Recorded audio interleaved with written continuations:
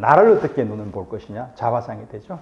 그 부분을 지나갈 겁니다. 그래서 그 부분이 잘 알고 계시는 뭐 렘브란트부터 시작해서 자화상이라는 부분에 대해서 여러 대가분들이 생각하고 있는 것들보다는 지금 현재 컨템포러리에서 이 젊은 친구들이 내 자신을 바라보는, 왜냐하면 자화상이라는 개념이 완전히 바뀐 것 중에 하나가 셀카가 나왔어요.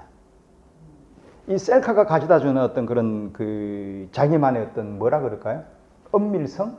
거기에 어떤 가지고 있는 그 현대를 바라보는 어떤 이 컨템포러리에 있어가지고 자기의 미학적인 관점, 그리고 내가 어떤 생각을 하고 있는지에 대한 것을 이 사람들은 여러 각도로 해서 이 익스프레션, 이걸 잡아낸 거죠. 쉽잖아요. 근데 그 당시에 그림은 너무 어려웠다는 거죠. 왜? 한 편 그리기 위해서 그 사람을, 루시앙 프로이드 같은 경우는 거의 뭐 한 달, 두 달씩 그냥 꼼짝 못하는 상태로 만들어놨고, 세잔도 그랬고, 그래서 렘브란트도 마찬가지였지만 그 사람들이 가지고 있는, 그래서 그 사람들이 아주 대가라고 이야기하는 부분 중에 하나가 내가 어떻게 내 자신을 표현을 할 것이냐. 예를 들면 이 자화상이라는 자체가 뒤러가 왜 유명하냐면, 뒤러가 유명할 수밖에 없는 것 중에 하나가 자화상이라는 자체가 어떻든 거울을 봐야 돼요. 조토나 치마부에나 아니면은 그때의 시대에 있었던 뭐 프란체스카라든지 안젤리카, 프라코 안젤리카, 뭐 필리포 리피부터 시작해서 이 사람들이 자화상을 없습니다. 있었는데도 불구하고 안 그리실 수가 있는 게, 왜냐하면 그때는 거울이 기껏해야 있는 게 볼록 거울이라. 그 적어도 한 1500년에서 1600년대 접어 들어가면서 평면 거울이 나오기 시작을 한단 말이에요. 그럼 뒤로는 볼록 거울에서 그 그림을 그렸어요. 혹시 파르미지오니노의 그 자화상 아실 거예요? 어린애가 소년이 있는데 그림을 그리는데 볼록 거울에서 비치는 약간 퍼져 있는, 왜곡되어 있는 그런 상을 파르미지아니노가 그렸어요. 그때 난리를 치기, 저 그림 이상해라고 했는데 그거는 그럴 수밖에 없는 그림이었단 말이에요. 왜? 평면 거울이 아니었는데. 근데 뒤로는 그런 그림의 시대였단 말이에요.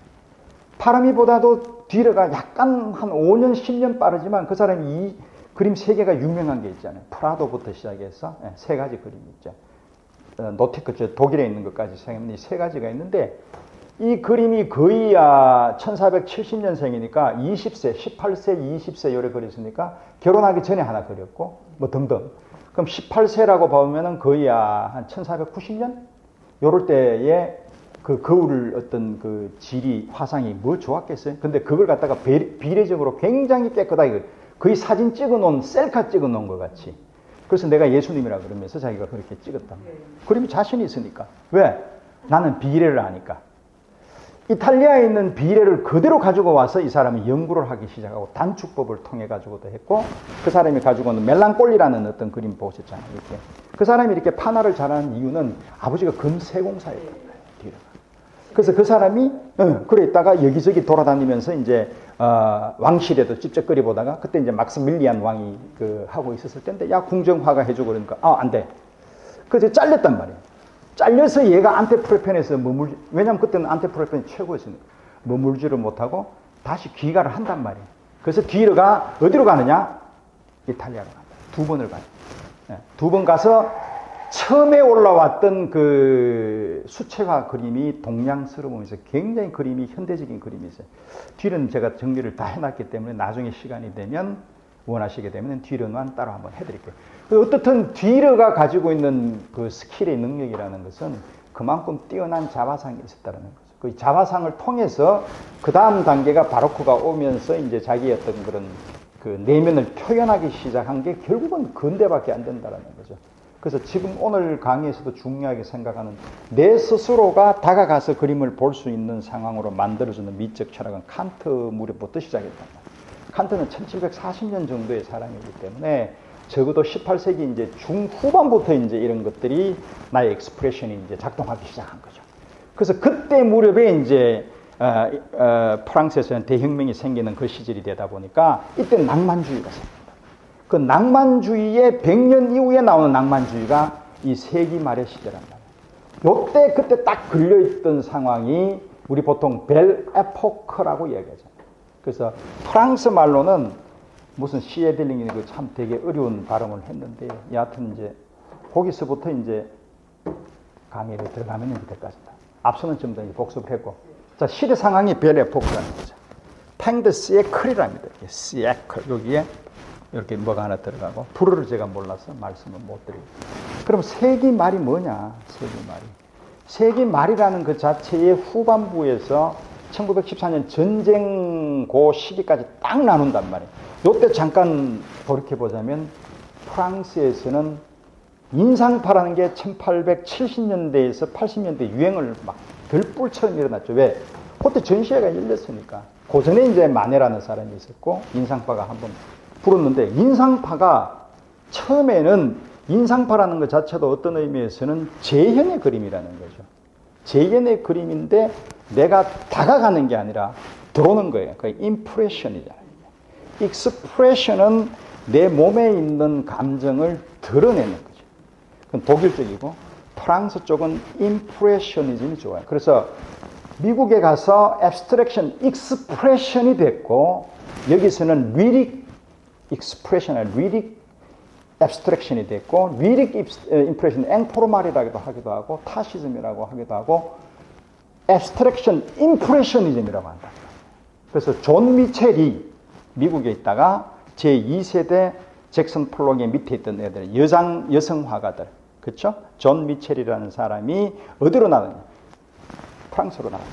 그래서 얘의 그림을 보면 굉장히 리릭, 서정적인 그런 어떤 냄새가 나는 추상화를 그린다는 거죠. 어떻든 프랑스의 상황은 굉장히 이게 조금 멜랑콜리, 데카당타적인 그런 상황이 굉장히 강합니다. 왜냐하면 이 모든 것들이 지금 일어나고 있는 상황에서 일어나잖아요.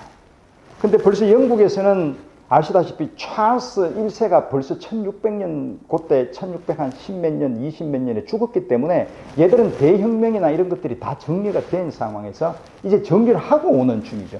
그럼 그때는 뭐냐? 이때는 벌써 이미 빅토리아 시대이기 때문에 얘들은 도덕주의에 굉장히 무장되어 있는 시대. 그래서 기껏해서 나가봐야 그 지거트, 윌리엄 지거트라든지 뭐 블룸베리 그룹에 있는 무슨 뭐 덩칸 그란트라든지 뭐 바네사 벨 뭐 아니면은 뭐 버지니아 울프 이런 사람들이 유행할 때 이 사람들은 몸부림을 치는 거죠. 인상파에서 어떤 것을 땡겼는데 땡기고 보니까 계속 그냥 시시각각 변하는 본질이 없다라는 거죠. 본질을 찾으려고 한 사람이 누굽니까? 세잔입니다. 뭘로? 구하고 이런 걸로 찾자라는 거죠. 그래서 브라크가 땡겨내서 입체파를 만들었잖아요. 요때 이제 곁가지로 아비뇽이라는 어떤 1906년도에 조금 빨리 그리다 보니까 아프리카에는 조각을 그렸는데 아프리카 조각은 몬딜리아니가 더 빨랐죠. 그죠? 근데 피카소는 되게 빠르잖아요, 이 사람도. 근데 아비뇽을 먼저 그려버렸단 말이죠. 이거는 피카소에서 나오는 조지 브라크하고는 다르단 말이죠. 다르잖아요. 조지 브라크가 레스타크를 땡겨냈던 거는 결국은 세잔에서 나오는 적통자잖아요. 근데 피카소는 조금 달라요. 저는 그렇게 생각합니다. 그래서 어떻든지 간에 이 사람이 가장 중요한 분석적 큐비즘을 만들잖아요. 그래서 안녕하세요. 행태를 완전히 그냥 해체를 해버린단 말이에요. 형태를 왜 해체하느냐? 그 작업이라는 자체가 혹시 제가 나중에 중세가 되면은 중세를, 제가 제일 좋아하는 게 중세인데, 중세의 그림에 가장 중요했던 화두 중에 하나가 성상 파괴잖아요. 다 없앴잖아요. 왜 없앴느냐? 이미지가 있으면 안 된다는 거죠. 그럼 원론을 어디 찾느냐? 플라톤으로 올라가야 돼요. 제우스하고 파라시우스 알잖아요. 그렇죠? 이렇게 포도가 있으니까 우리 까라바조에 나오는 포도 있잖아요. 그런 비슷한 걸 그리니까 와가지고 새가 먹을 뻔했네라고 했잖아요. 나는 그랬다. 근데 여기는 보니까 커튼이 쳐여 있어요. 반만. 뭐냐? 옷도 반을 딱 가렸을 때 가장 사람은 자기 자신의 욕망에서 나오는 어떤 그런 관능미에 대한 어떤 그런 뭐라 그럴까? 이 관심 아니면은 이렇게 훔쳐보는 거 있잖아요. 이런 거에 가장 많이 빠져요. 그렇기 때문에 메시지를, 이미지를 반을 죽였을 때에 오히려 더 전달하는 효과가 되게 크다는 거죠. 상징주의가 그렇게 나옵니다. 이제. 왜? 추상이라는 것 자체는 자꾸 줄여나가는 작업이에요. 그림을 지우는 작업을 해야 돼요. 네. 그게 락당이거든요. 네. 그러니까 앞으로의 지금 현재의 모든 그림은 보면 성상 파괴음. 그래서 제일 처음에 그때 파라시우스가 그렇게 이야기를 했고, 왜? 플라톤은 예술이 이거는 말도 안 되는 너무 선전선동을 하는 어떤 그림이고, 근데 예술가들은 그러나 본질을 찾으려고 했고 철학가도 본질을 찾으려고 했지만 철학가는 훌륭하지만 예술가는 감정을 통해서 이제 본질을 찾으려고 그러죠. 철학가는 이성을 통해서 하니까 이 사람은 훌륭한 사람, 이 사람은 나쁜 사람. 그래서 이걸 제일 밑바닥으로 넣어놔요. 그래서 미라는 것 자체도 굉장히 하위 개념으로 치버린단 말이에요. 이때 진선미의 미는 이 미가 아니에요. The beauty라고 이야기를 하는 것은 우리가 아름답다고 하는 그런 미하고는 개념이 달라요. 그래서 추라는 개념, 잘 못생겼다라는 것은 이때의 미는 저쪽에 있는 우리 비너스의 어떤 그런 그림들이 내한테 다가오지 내가 아름답다라고 생각을 안 하잖아요.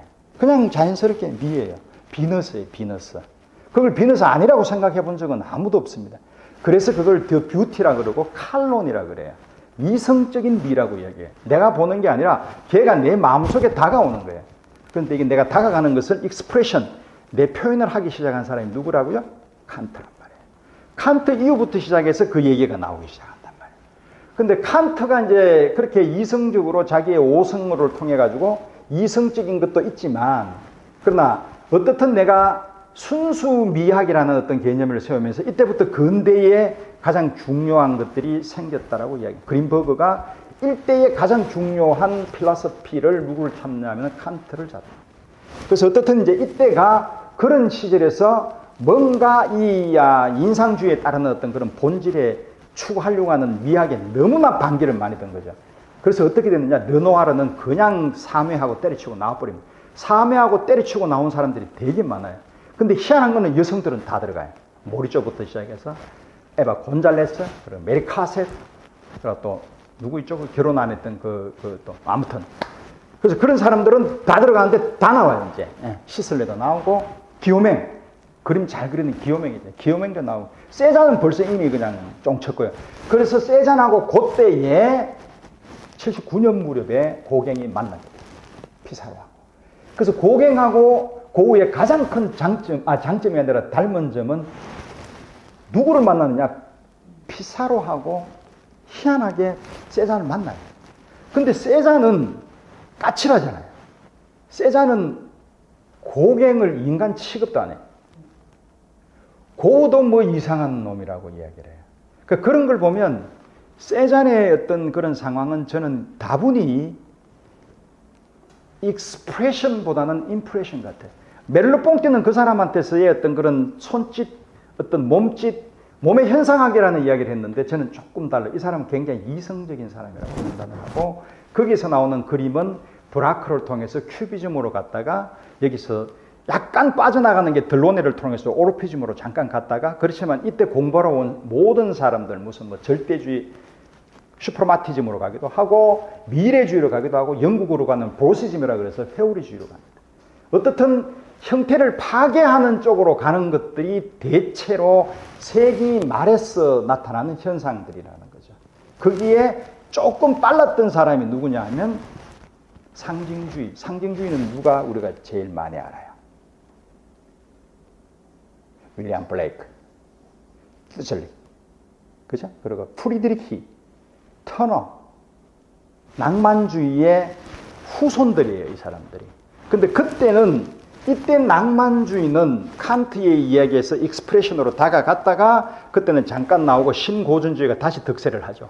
왜 그러냐? 전체적인 시대 상황이 그랬으니까. 나폴레옹이 막 쥐고 흔들었으니까 다비드하고 이렇게 숨죽이고 있다가 안 되겠네라고 해가지고 세기말로 접어 들어갔잖아요.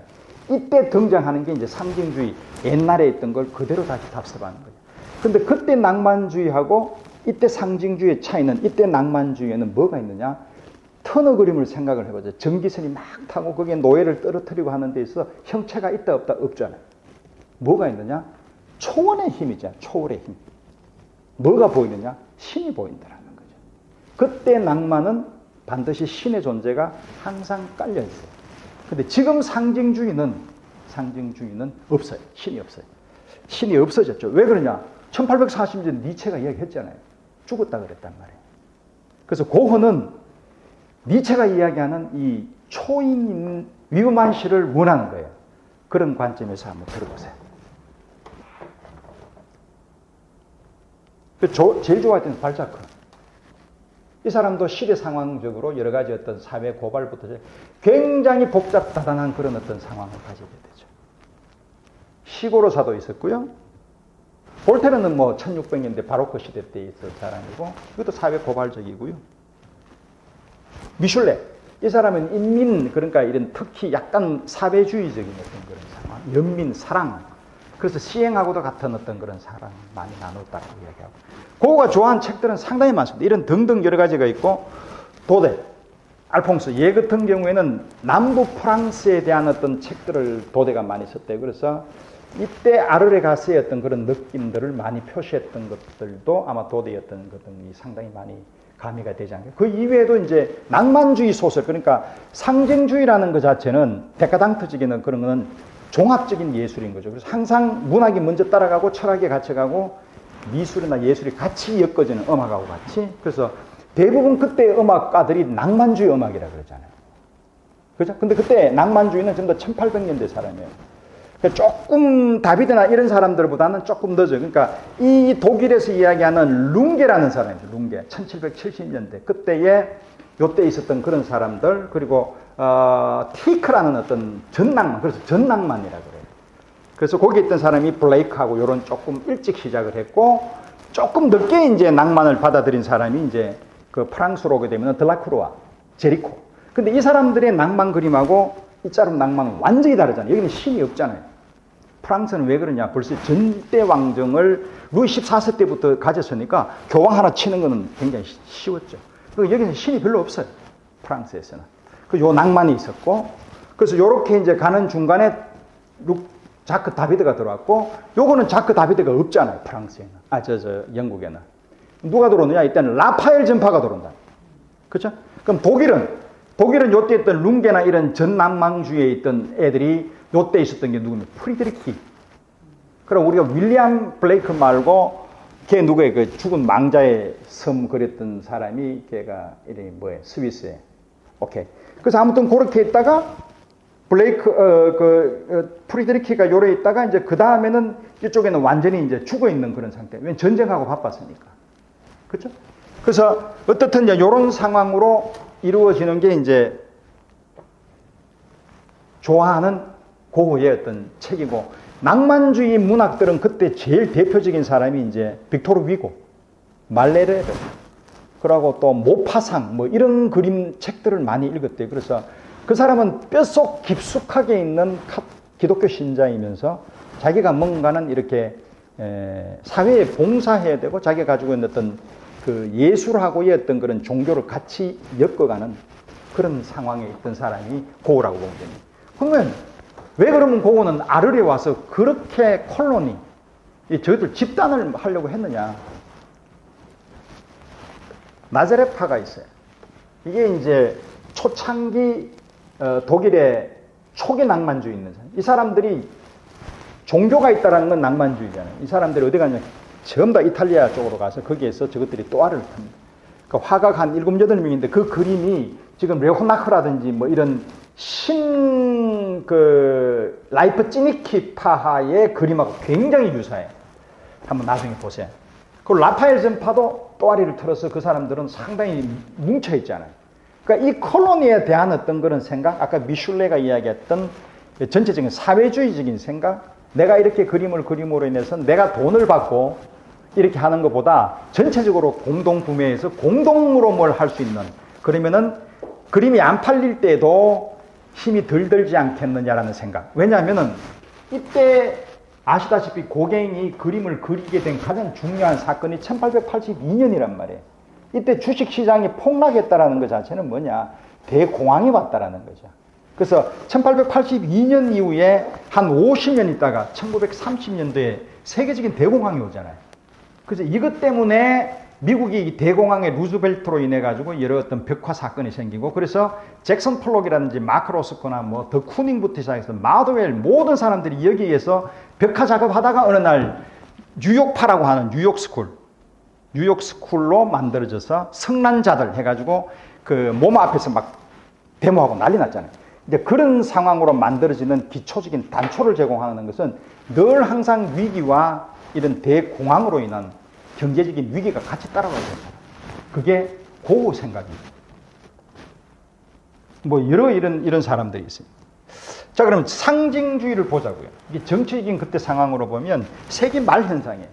근데 사회가 늘 복잡하면 우리 안타깝지만 안타까운 건 아니지만 이게 굉장히 경제가 좀 안 좋으면 미니스카트가 만들어진다는 것은 그건 같은 맥락이지 않겠느냐라고 생각합니다. 그리고 뭔가 심플하고 단순한 쪽으로 가지 복잡성이 있는 건 아닌데, 근데 이 복잡성이라는 것 자체가 이미지를 단순하게 한다 그랬으면 메시지 맛이 절대로 없어진다는 겁니다. 메시지는 굉장히 복잡해요. 오히려 상징주의로 들어가면서 어떠시. 그래서 그 그림을 지금 제가 이야기하는 걸 생각하면서 생래미 때의 그림을 한번 생각을 해보세요.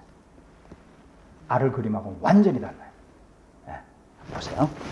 어떻든 그 당시에 이제 낭만주의가 그리게 됐고, 세기말에서는 뭐 등등 아시다시피 이런 타락이라는 것 자체는 이루 말할 수 없었고, 그때 오스트리아에서는 난리가 났단 말이에요. 이때 있던 오스트리아 이때가 사람들이 누구냐? 클린트, 뭐 아르누보, 유켄스틸 해가지고 저것들 막 그냥 데코레이션 하는 이런 쪽으로 막. 상징주의는 결국은 데코레이션 하는 거예요. 누가 데코레이션 제일 많이 했냐? 프랑스에 있는 나비파 중에서 뷔아로. 그림 끝내주잖아요. 네, 거의 뭐 장판지에 나오는 그런 내용들. 그러니까 이때 오스트리아하고 영국은 조금 도덕적으로 이렇게 가요. 그렇지만 이쪽 독일은 전쟁하기 바빴고 오스트리아는 썩어 문드러질 때까지 어떤 세기 말의 데카당트가 나오기 시작했다는 겁니다. 그럼 결국은 뭐냐? 고흐가 절대적인 상징주의자냐라고 보면 아니라는 거예요. 이건 나중에 이제 결론을 내면서 보도록 하겠습니다. 저는 낭만주의자로 보고 뼛속 깊숙하게 있는 자연주의자였고 진보주의자이면서 사회주의자입니다. 그러나 생활 방식은 굉장히 뭐다? 이 사람 굉장히 보수적인 사람이더라고요. 그러니까 이 사람은 하나님 말씀을 듣는데 그래도 2주에 한 번씩은 사창가에 가야 된다는 거죠. 그러니까 그걸 어떻게 볼 것이냐라고 하는 것은 진보 보수의 개념을 떠나서 어떻든 이 사람은 그렇게 생각을 합니다. 양면성도 굉장히 강하게 가지고 있고 귀를 자르면서부터 시작을 해서 그 귀 자르는 것 자체가 편지를 쓰면서도 이상한 생각을 가지고 있는 그런 것까지 한번 얘기가 나오니까 한번 보도록 하겠습니다. 그래서 이 총체 예술이라고 봐야 됩니다. 상징주의는. 그 상징주의라는 자체가 탐미주의나 유미주의라는 이제 결국은 상징주의는 유미주의에서 가깝게끔 계속 얘들은 탈바꿈을 하게 되죠. 보십시오. 처음에 나왔던 찰스 라발이라고 아시는지 모르겠는데 어떻든 이 사람하고 굉장히 친한 사람이 고갱입니다. 고갱하고 같이 나왔고 한이라는 사람도 있고 그리고 이제 이따가 이제 같이 이제 합류하게 된 게 1886년부터 이 사람들이 또 알을 틉니다. 그때 만났던 게 에밀 베르나르. 여기까지가 이제 먼저 1차 멤버. 그리고 87년부터 이제 소개를 받아서 나오는 사람들이 폴 랑숑, 폴 세르지에, 그리고 이제 펠릭스 발라통, 그리고 이제 피에르 보나르. 요런 애들은 이제 굉장히 조금 기름기가 있는 애들이에요. 나중에 숟가락 얹는 애들이죠. 처음에 있는 애들은 만드는 애들. 자리를 치고 나가서 길을 닦는 애들. 이 길을 닦았던 게 클로아종이라 그래가지고 종합주의 그 주위에 스테인글래스 같이 이렇게 테두리를 칠하는 에밀 베르나르하고 뒤지게 싸우는데 결국은 에밀 베르나르 겁니다. 결국은. 그래서 상징주의의 어떤 그런 상황으로 갈 때에 이때 유미주의자들은 이 그림 그리는 것 자체의 색이나 이런 것들을 굉장히 유의적으로 즐기기 시작을 했습니다. 이게 누구냐면 결국은 그 당시에 전 세계적인 추세입니다. 이걸 나무라면 안 돼요. 그러니까 그때 그 그림이 그랬었지라고 하면 그러면 인상파는 상징주의에서 나비파가 뭐 더 샤반느 같은 경우는 영국에 갔기 때문에 이 사람은 그렇게 아주 깊숙하게 들어갔단 말이에요. 여기 있어도 만약에 이랬으면 이 사람도 모르죠. 뭐 나비파가 됐을지 아무도 모른다는 거죠. 그런데 고흐는 자기가 가지고 있는 뼛속 깊숙하게 다른 점이 뭐냐. 이 사람은 처음 출발할 때 이 사람은 뭐로 했느냐. 처음에 72년도에 슈페네크라는 사람하고 만나요. 고갱이. 걔는 돈 많이 벌고 있었을 때인데 72년도라고 하면 대폭락하기 전 10년 전인데 돈 많은 사람이에요. 이때 74년도에 인상파 그림 많이 사모았단 말이에요. 고갱이. 그리고 가지고 있으면서 이제 나 그림 한번 그려볼래? 굉장히 이 사람은 지니어스 한 어떤 능력이 있으니까. 그래서 여러 사람 만난 거예요. 그랬을 때에 얘는 뭐 했느냐, 고흐는. 이제 태어나가지고, 나가지고 저쪽 런던 같은 데 가서 이제 원래 구피 하랑이 저거 백보부터 시작해 영화에 나오잖아요. 그 센트 삼촌한테 해서 이제 그렇게 자꾸 돌아다닌단 말이에요. 그러니까 여자들도 알게 되고 뭐 이렇게 하면서 아주 온순했잖아요. 걔가 발작을 하려고는 상상을 못 했잖아요. 그 사람이 뭔 고가 정신병자예요. 절대로 정신병자라는 티가 안 난단 말이에요. 그렇게 시작했는데 얘가 빨랐죠. 선행학습을 했잖아요. 미술도 하고 등등등등 이렇게 하면서 77년도, 우리 74년도에 이제 제1회 인상파 가니까 74, 76 한 해 건너뛰고 77까지 3회 하고 이제 쫑이 나요. 그 이제 그러고 난 뒤에 79부터 시작, 78 쉬다가 79 요때 이제 모네하고 다 나오고 르노아르도 다 나왔고 요때 이제 79년도 얘가 살짝 전시회에 출전을 해요. 무슨 자신감이? 자신이 있으니까. 그림이 자신 있으니까 나가는 거 아니에요. 그리고 나갔다는 자체는 내 좀 알아봐 주라는 거죠. 그럼 고흐는 79년도에 뭐 보리나주에 가야지, 보리나주. 보리나주는 그냥 벨기에 탄광촌. 거기서 그냥 똑같은 탄광촌 사람들하고 똑같은 밥을 먹으면서 똑같은 생각을 하면서 내가 이 사람한테 삶을 봉사를 해야지라고 생각을 뼛속 깊숙한 사람한테서 무슨 그림이 있어요. 그런 벌써부터 출발점이 달랐던 거죠. 그리고 이제 요때 이 사람은 피사로하고 막 만나고 81년도에 요렇게 하니까 이제 그림이 좀 세련되기 시작한단 말이에요. 그렇지만 그림은 안 변해요. 세잔틱하고 그걸로 끝나고 자기의 고집이 있어요, 고객이. 그래서 이 사람을 치는 거예요. 그건 제 생각입니다. 근데 그렇게 치는 동안에 고흐는 이제 안톤 메베를 만났어요. 안톤 메베 만나기 전에 그 전에 무슨 뭐 어떤 키인가 누구 여자한테 막 그냥 무릎 꿇고 막 난리가 나고 막 그렇게 또 여자는 되게 밝혔단 말이에요, 이 사람이. 전혀 안 좋아하는 건 아니에요.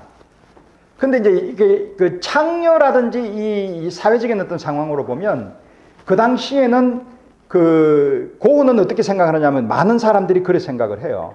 그때 우리 보면 약간 매춘 이런 것들이 많았잖아요. 이 사람들을 나무랄 게 아니라 제대로 보면 예술가는 이 사람들하고 똑같은 거예요. 창녀들하고. 그만큼 고통받고 자기네들이 그렇게 인정 못 받는 직업이라기보다는 그렇게 생각을 하고 예술가들한테 있는 게 광기라고 이야기를 해요. 그게 이제 광기 얘기가 다음에 나와요. 이걸로 인해서 이 사람이 귀를 자른 거예요. 자, 그건 의학적으로 하고 요거하고 제가 같이 한번 풀어볼게요. 여튼 시행이라는 어떤 그런 상태로 이제 해서 그림을 시작을 했는데 이게 또 여자를 좋아하다 보니 저는 그렇게 이야기할 수밖에 없고 한 2년 정도 같이 살았죠. 83년도 말 정도 돼가지고 아우 외로워요. 그 안톤 모베가 이제 안 되겠다 싶어가지고 너 나가라 그랬단 말이에요. 그러니까 그림 수업도 열심히 안 했단 말이에요. 그 사이에 몇 번 친구들하고 뭐 저기 모래 언덕이나 이런 데 가서 그림 막 그리고 라파르도 만나서 그림도 하고 막 나름대로는 항상 착실한 학생들은 아니에요. 항상 착실한 학생은 장래용 제롬이에요. 부그러. 그러니까 뭐 이 부그러라든지 이런 고전주의가 없었으면 어떻게 됐을까? 그림은 없는 거죠.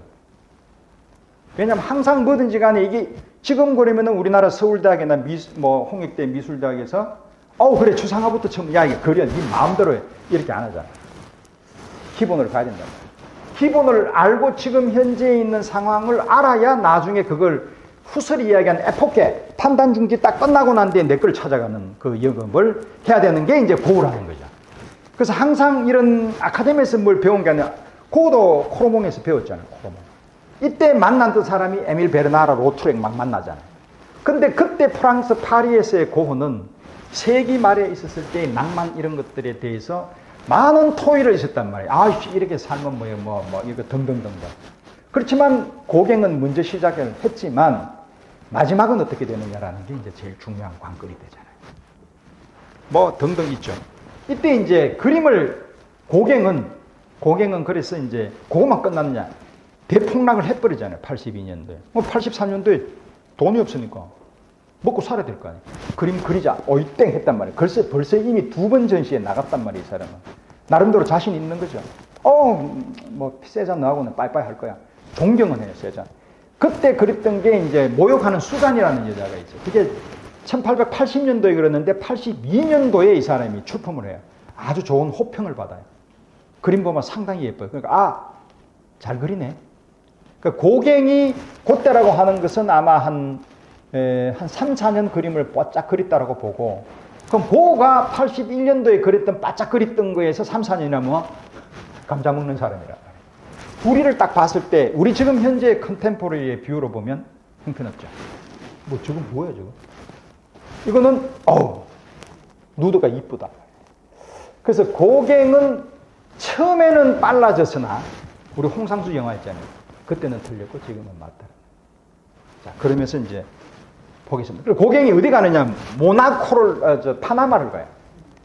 지 친구 누가 찰스 라바라고 가서 그림을 그려요. 그 그림이 너무 아름다우니까 86년대 태호가 뻑 갔어요. 그래서 야 400파랑 줄게. 400파랑 주고 팔았어요. 사고 야 너 이래가지고 우리 형이 여사무소 해가지고 이렇게 뭐 콜로니 이야기를 하니까 한번 생각해보련 이라고 이야기를 했다라고 하는데 그건 모르겠어요. 이건 이 책하고 여기에 또 다른 화가가 하나 나와요. 네. 이 사람이 아치볼드 무슨 나중에 제가 보여드릴 텐데 그 사람이 벨기에 화가인데 이 사람이 코르몽 화실에서 제일 먼저 혹시 누구야?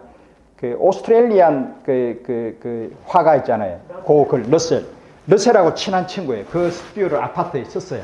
그래서 이 사람이 아마 고갱을 퐁다방에 가가지고 만나서 소개시켜주지 않았겠느냐. 자기가 그리 이야기를 해요. 그래서 그거는 관점이 다르니까 나중에 가면서 정리를 해드릴게요. 그래서 그 그림을 보고 고우하고 태호는 시인이다. 하이 포에트라고 얘기해요.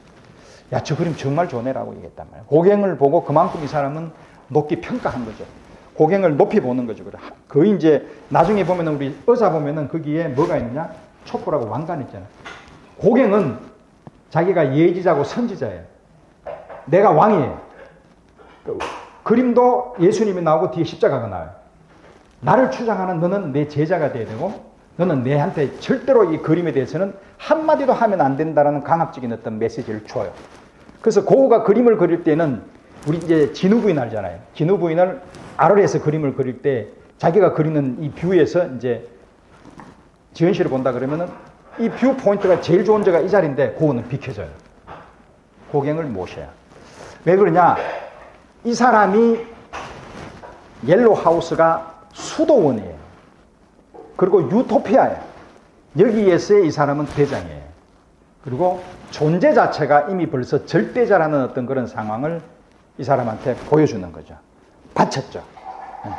그 바치게 되는 것은 이제 어떻게 바치게 되느냐 나중에 보여드릴게요. 그래서 이제 이게 탁 와서 했는데 이 옐로우 하우스가 생각보다 비싼가 봐요. 돈이 없었죠. 그래서 이제 렌트하고 이제 뭐 안에 인테리어 좀 하려고 하면서 밖에 돌아다니고 막 했는데 돈이 안 나와요. 근데 마침 이제 어떤 문제가 생기느냐 하면 아르리 88년도에 갔으니까 7월 달에 센트 삼촌이 죽어요. 죽었는데 그 사람이 자식이 없다 보니까 유산이 엄청 많단 말이에요. 근데 유산을 고우한테 줄 줄 알았는데 한 푼도 안 줘요. 태호한테 줘버렸단 말이에요. 태호는 지가 해도 되는데 형한테 많은 포션을 준다 그래요. 몇 퍼센트인지는 이야기를 안 밝혀요. 그래서 거기 책에 나오는 얘기는 이거는 굉장히 중요한 책의 내용이기 때문에 이 사람이 아주 훌륭한 비평가예요. 이 사람은 거짓말 안 할 것 같은데 제가 네덜란드 말을 몰라서 모르겠죠. 어떻든 영어로 번역해놔서 한국말로 번역해놓은 책을 보니까 옐로우 하우스를 구입했다 그래요. 구입. 이게 뭔지 잘 모르겠어요. 그거를. 구입이라는 자체가. 예. 그래서 이걸 어떻게 해석을 할까 지금 고민을 하고 있는 중인데 그거는 제가 확인을 해볼게요. 우리가 알고 있기로는 구입은 아니잖아요. 렌트했다라는 거잖아요. 그러니까 구입했다 그러면은 1층에 있는 카페가 진우 부인 거잖아요. 임대수익이 나오잖아요. 그러면 얘가 말로 한 달에 태호한테 보통 200프랑을 받아요. 그건 아니잖아요. 200프랑 받고 고갱한테는 몇 프랑을 주고 했느냐면 아르레이스 있으면 야 너 150프랑 줄게. 짭짤해요. 150프랑은 고의 200프랑하고 종류가 달라요. 고갱은 그냥 놀면 오는 거예요, 이게. 그래서 그냥 한번 내가 가볼까라고 생각을 해서 왔을 수도 있고, 지가 가지고 있는, 왜냐하면 그 얘기를 찰스 라발이나 슈페네크라는 프랑스에 있는 지 친구한테 해요. 아우, 여기 오니까 더럽고 말이야. 사람들이 전부 다 이방인 같고, 시골스럽고, 목욕도 잘하고, 냄새도 나고, 나를 이방인 취급을 하는데, 그 인마이거는 빡 한번 그림 그리면 옆에서 조잘조잘 되는데, 얘한테 맞춰주기 위해서 그냥 그래 네가 you are boss라는 말을 자주 했대요. 그거는 진짜일 거 아니에요. 그래서 그런 걸로 보면 고흐도 뭔가 가만히 있는 성격은 아니었다는 거죠. 어떻든 고흐는 아르리 자기한테는 유토피아였어요. 프랑스에서 유토피아를 만들려고 생각을 해서 여러 작당을 하면서 나왔던데 이게 뭐 얘기가 많아요. 네덜란드가 그렇게 아르하고 비슷한 어떤 그런 상황이 되었고 뭐 일본의 어떤 그런 상황이 자포니즘이 어땠고 저쩌고 에밀 베르나르가 옆에서 꼴뚱했다 뭐 아니면 로트렉이 이야기를 했다라는 얘기까지 있어요. 근데 이건 모르겠어요. 그렇지만 제가 보기에는 어떻든 자기가 가지고 있던 생각을 정리를 해야 되는 상황은 온 것 같아요. 왜 그러냐? 파리에서 그림을 보면 자기 그림이 아니에요. 자, 그러면은 미네는 지났어요. 파리까지 갔습니다. 파리까지 딱 끊어버렸어요, 고을을. 그건 몰라요, 아무도. 왜냐면 그렇게 그린 사람이 시설레도 있고, 몽티셀고, 온 동네 다, 뒤에는 이스라엘이 있단 말이에요. 그럼 고은은 뭐 하는 사람이요? 그럼 몰라, 이런단 말이에요. 아니죠? 자, 그럼 쭉 가볼게요, 또 이제. 그래서 시계를 돌려서 쭉 가보면은 이제 88년도 2월 달에 이제 아르레 도착한단 말이에요. 또 도착을 해가지고 딱 그리는 그림이 이제 약간 뭐, 그 다리, 랭글러 뭐 다리하고 뭐 빨래하는 사람 무슨 뭐 그때 요트 대회가 있었는데 요트도 그림 그리고 하는데 프랑스에서 파리의 냄새가 아직 나요, 이게. 색깔만 좀 변한 구도적으로 약간 그냥 그렇게. 이건 뭔 그림이야, 그러면? 이거 누구 그림이야? 라고 한단 말이에요. 대부분 고를 모르는 사람은. 여러분들은 다 안단 말이에요. 아, 이거 파리 그림에서 조금 아를 그림. 이래 나온단 말이에요. 근데 처음 보면 누구 그림이냐고 몰라요, 이건. 그렇다라는 것은 또 아이덴티티로 보면 또 없다는 거예요. 초기는 그런 것 같아. 근데 이제 옐로우를 보면서 이 사람이 아마 갔단 말이야. 야, 색깔이 끝내주네라고 했단 말이야. 왜 그러냐? 그 호크니가 그 영국에 있었을 때의 그림을 보면 동성애적으로 이런 식으로 막 하다가 이 사람의 그림이 확 저렇게 우리 첨벙 뭐부터 시작해서 그랜드 캐니언 이런 거 막 나오잖아. 바뀐 게 어디에서 바뀌었냐? 로스앤젤레스에서 바뀌었어. 빛. 그 빛이 가져다 주는 그거는 이루 말할 수 없다는 거죠. 고흐도 그 빛에 대해서 민감할 수밖에 없는 게 렘브란트가 있잖아요. 자기 고향에 있는 대화가가 피가 흐른단 말이에요. 고흐한테는. 얼마나 많은 어떤 그런 그 사람. 우리 보통 흔히들 까라바지스트라고 이야기해요. 유테레헤트 까라바지스트라고 이야기해요. 뭐 헌터 호스트부터 시작해 얼마나 많아요. 그런 대가들의 피가 고흐한테는 있다는 거예요. 고갱은 없잖아요. 없어요. 그러니까 이 피를 무시 못한다라는 게 제 결론입니다. 자꾸 이렇게 얘기하면 이제 막 산이 딴 데로 가니까. 여하튼 그 그림하고 고흐가 이 그림 시인의 증언이라는, 왜냐하면 그 그림이 너무나 좋았기 때문에 시인의 증언을 그려요. 그 알을 바로 앞에 가는 거예요. 그 시인의 증언이라고 자기가 이름을 붙였어요. 그 왜 붙였냐? 고갱을 생각하는 거죠. 근데 시인의 증언의 그림에 보면 이렇게 보여요. 요거는 이제 고전인데 파리에서 그린 그림이에요. 같은 정원이에요, 정원. 자, 요거하고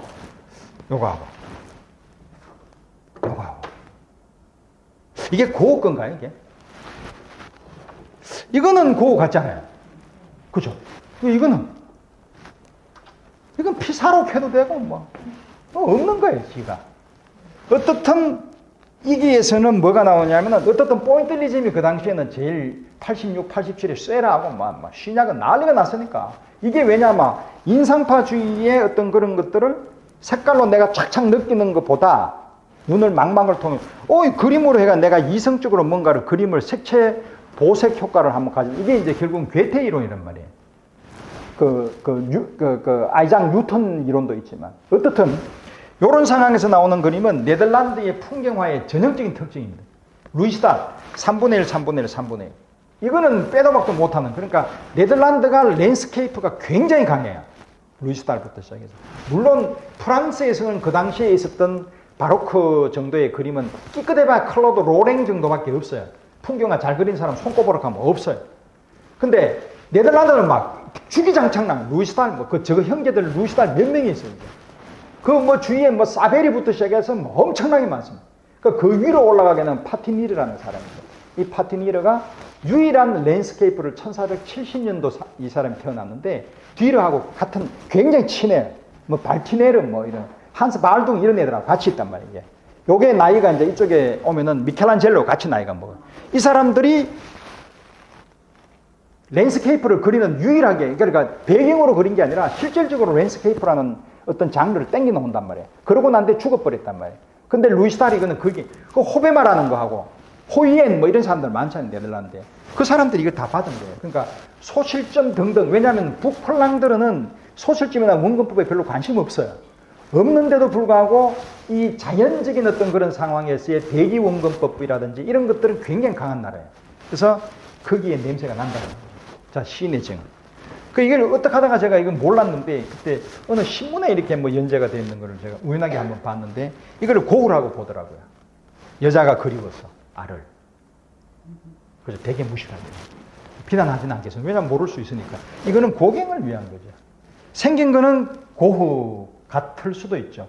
그렇지만 이 그림을 그렸던 태호한테 이야기할 때 시인의 정원이라고 이름을 붙였고 그 사람을 시인이라고 하면 이거는 고갱일 수밖에 없잖아요. 스토리가. 아니라고 하면 할 말 없습니다. 이것도 시인의 정원. 근데 이걸 잘 보십시오. 이제 나중에 되면 고갱이 오고 난 뒤에 이제 이 시인의 정원의 그림의 구상이 달라져요. 물론 묘지, 알스캉의 묘지지만 달라지죠. 이렇게 보입니다. 자, 해바라기로 보세요. 왜? 해바라기를 그려서 옐로집을 장식을 하잖아요. 그래서 한 13점, 14점 그리려고 마음 먹었대요. 근데 어떻든 요 그림 그리고 나는데 귀 잘리고 나니까 다 못 그렸잖아. 그럼 나머지 그림은 어디서 그렸겠느냐? 생레미에서 그리죠. 근데 생레미에서 그리는 그림의 오리지널하고 상당히 다른데 그거는 제가 박물관에 가지 않아서 모르겠어요. 자, 어떻든 이렇게 그립니다. 왜 그랬느냐? 색깔이 왜 옐로냐? 옐로라는 것 자체가 땅. 근데 땅의 옐로 색깔을 황토색을 즐기는 것을 태호한테 많이 이야기합니다. 이 사람은 농부나 밀밭천 이거는 자기한테 생명입니다. 생명은 결국은 예술이고 종교고 자기의 모든 삶이고 자기의 내부의 표면이고 본질인 거죠. 그래서 옐로를 좋아했는데 옐로 집이 있잖아요. 그게 옐로 집이 결국은 유토피아고 나의 수도원이고 그 수도 원장이 누구냐? 고갱인 거죠. 그게 다 해쳐 모여라고 되는 거죠. 그럼 장식을 해야 되잖아요. 그 옐로가 나온 거죠. 시인의 영감을, 이게 중요한 말이에요. 시인의 영감. 고갱의 시인이라 그랬잖아요. 왜냐면 내가 보기에는 이 키에츠의 시에서 나온 것 같아요, 이 사람이. 시를 굉장히 좋아했다라는 게 고흐가 그렇게 태호한테도 이야기를 말. 물론 이 사람은 총체적인 예술이라고 해서 상징주의는 총체적인 예술이 돼야 되는데 고흐는 하나 모자라는 게 뭐냐, 그림만 그릴 줄 알고 책만 읽었지 시를 썼다든지 음악을 했다든지 이런 게 전혀 없습니다. 고갱은 음악을 할 줄 알아요. 예, 무아의 스튜디오에서 피아노 치고 뭐 이런 것들이 있단 말이에요. 그 음악에 대한 바그너의 생각은 이 사람이 얘기를 해도 그렇게 깊게까지는 간딘스키나 여러 어떤 그때 있었던 사람들의 음악의 지론, 그러니까 낭만주의가 있었을 텐데 그런 음악에 대해서는 전혀 언급하지 않는 걸로 봐서 고흐는 조금은 그쪽으로는 조금 떨어집니다. 그러니까 결국은 그런 상황이다. 그래서 고갱을 굉장히 높게 치는, 결국은 상징주의는 낭만주의의 후손이지만 이게 결국은 시에서 영감이 나오니까 이 시인을 대접해야 된다라고 이렇게까지 생각을 했다는 거죠. 이게 협죽도라 그러더라고요. 협죽도라는 것 자체는 원래 콜로니, 그러니까 이렇게 만들어서 공동체, 예술 공동체를 만드는 그런 어떤 내용으로 자기가 그림을 그리고 책도 그리고. 자, 요 그림은 카페죠. 자, 밤의 카페라는 거죠. 나이트 카페. 자, 우리 한번 생각해 볼까요? 밤을 그린 화가가 누가 있을까요? 없어요. 진짜 없어요. 클로드 로랭이 달밤을 그렸어요. 네. 그리고 알트 도르프라는 사람이 자기가 달밤에서 이렇게 내려오는 거. 그러니까 엘사하임이라고 독일 사람이었어요. 그 사람도 달빛 그림을 잘 그려요. 근데 그거는 뭐냐? 풍경화예요, 풍경화. 이런 것으로, 이거 어떻게 그려요, 이게? 밤에 그 사람 불이 이렇게 환할 것 같아. 옐로 하우스는 저는 안 가봤는데 이렇지는 않을 것 같아요. 그렇죠? 이거 뭐냐? 자기가 그 밤에 있었던 밤의 빛을 땡겨낼 수 있는 능력이 있는 사람이잖아요. 근데 고흐는 밤의 그림을 밖에 나가서 그리지 않아요. 유일하게 그림을, 고갱은 상징주의이기 때문에 메시지를 전달하기 때문에 진우부인 그림도 자기가 스케치를 미리 떠놔요. 떠놓고 난 뒤에 와서 자기가 그려요. 그 요법이 뭐냐? 북폴랑드르에 가면, 북폴랑드르는 우리 판넬화 있잖아요. 거기에 가면 이렇게 모델이 다 있어요. 그래서 마리아는 어떻게 그려줘라고 하면 화가가 이야기해요. 그때가 1500년대에 피트 브루헬, 나 요렇게 그려줘. 나는 요렇게, 이렇게 이야기했단 말이에요. 그런 식으로 고갱은 잔머리라고 이야기하기는 그렇습니다만 굉장히 경제적으로 그림을 그렸어요. 이렇게 진우 부인을 그려놔요. 그러니까 그걸 이제 집에 와서 스튜디오에서 밤에 지가 그리는 거죠. 근데 고갱은 주구장창 밖에 나가서 그려야 되는 사람. 외강파예요. 외젠 부댕처럼. 모네처럼. 근데 밤에 그리면 안 되잖아요. 그래서 밤에 생각을 해서 그래요. 상징, 유추적 이미지를 통해서. 이때 벌써 이미 뭐냐 제가 말씀드리고 싶은 게 상징파의 그림이 보인다는 거죠. 자, 요게 언제 그러느냐? 88년도 9월 달에 그래요. 그럼 88년도 처음 와가지고 막 정신없을 때 3, 4, 5, 6, 그 알제리 여가 이게 일본 여자 막 그리 샀고 등등 많이 그렸잖아요. 그게. 그러고 난 뒤에 밀밭도 좀 그리고 와가지고 이제 자기 나중에 나옵니다만은 초상화도 막 몇 개 그리고 자기 자화상도 그려요. 밀집 막 쓰고. 그러고 난 뒤에 가을로 접어들어가도 이때 알은 좀 더웠나 봐요. 요때 이제 반팔 입고 있는 사람, 반팔이 아니라 이렇게 이제 더워 있으면서 테라스 카페가 있었는데 여기에 있는 사람 전부 다 불량자들이에요. 나중에 인테리어 안쪽에서 우리가 그린 거 있잖아요. 진우 부인하고 같이 있는 거. 그거 보면 다 불황자들이 술 한잔 먹고 이렇게, 왜냐하면 세기 말에 이 상태의 아르는 그런 식으로 살았으니까. 이 그림을 벌써 이미 상징적으로 생각해서 저녁에 그렸다는 거죠. 어디서? 지방에서. 고우한테는 이럴 수가 없는 거예요. 그럼 이런 그림이 고우 그림 중에 이렇게 세련된 그림이 있나요? 그렇게 생각 안 하고 보셨잖아요. 그래, 나이트 카페 유명해. 책받침 만들고 이랬잖아요. 그리고 집에 뒤에 걸어놓고. 근데 이 그림이 함의하는 온 이상의 현대적인데? 이거 누가 그렸지? 이런 그림 현대적으로 많이 그려가지고 이렇게 사람들이 이렇게 다시 모사하는 경우도 많잖아요. 현대 애들이. 그게 이런 그림이잖아요. 클림트 그림 이런 거. 왜? 모더니티가 있으니까. 시골스러운 그림 안 좋아하잖아요. 그죠? 자, 이 그림을 보자고요. 보시면 이거 보세요. 선이. 이런 거는 고우한테는 있을 수가 없는 거예요. 그 당시 아르레 그림은 전체다가 농부, 씨 뿌리는 사람 등등 직선, 곡선도 별로 싫지 않아요. 그냥 스트로크가 조금 강하냐, 작으냐, 아니면 임파스도가 강하냐, 약하냐, 색깔을 어떻게 쓰느냐, 보색을 어떻게 쓰느냐가 중요했지. 이런 곡선은 안 나와요. 이렇게 나와서 하늘을 보잖아요. 지금. 그죠? 이런 구상이나 이런 구상, 그리고 잘라버리잖아요. 이건 누구 구상이에요? 이건 더가한테 있으면 많이 나오잖아요. 자포니즘이에요, 자포니즘. 예. 잘라버리는 거. 까요보트.